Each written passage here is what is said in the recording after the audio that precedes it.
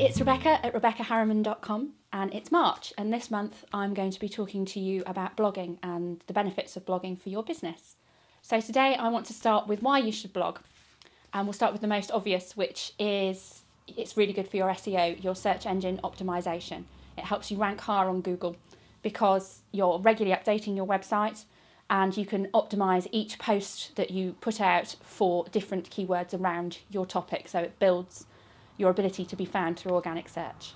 It's a really good place to engage with your audience as well, because you've got more freedom than you have on places like Facebook and Twitter. To a certain extent, there's less character limits. There aren't any rules around what you can and can't say. It's a really good place to run competitions as well, to garner engagement for the same reasons. You know, you can pretty much do and say what you would like to within the legal remits of the country that you're based in, obviously. But you can run the competition, you can ask for feedback, you can do market research, you can put out surveys, you can really use it to your benefit. It's a really good place as well on your blog to demonstrate the values of your company, what's important to you, not just in what you sell and in what it is that you do for a living, but what matters to you.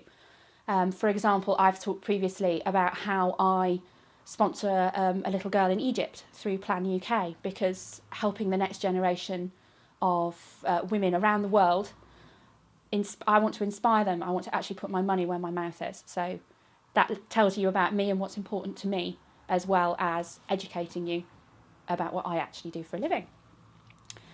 It's also a really good way to prove to potential customers, potential clients, that you are trustworthy, because you show up. And you show up regularly when you say you are going to. Whether that's once a month, whether that's once a week, whether that's 3 times a week, however often you set your plan for how often you are going to blog, you're showing people that you turn up when you say you're going to, which is really important.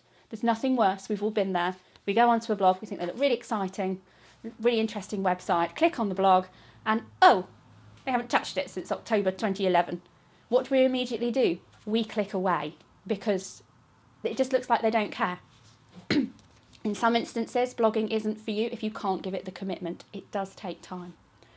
And my final sort of thing around it is it is your voice. I talk a lot about authentic voice on my website and finding yours, and this is a great place to demonstrate who you are and what you stand for. So I want to give you just 4 little tips about things to think about when you're writing your blog to help you really make use of it for you and make it of benefit to you. So number 1 is build community. It's a great place to pull people together around a shared topic, a shared interest. You can establish your authority within that group then, which is number 2, to show that you are an expert in your field and that you do know what you're doing. Think of it in a way as like your hub. I always say your social media are your satellites and your website is your hub. Your blog gives people a reason to keep coming back to your hub, because it's changing, it's something new, there's worth looking at.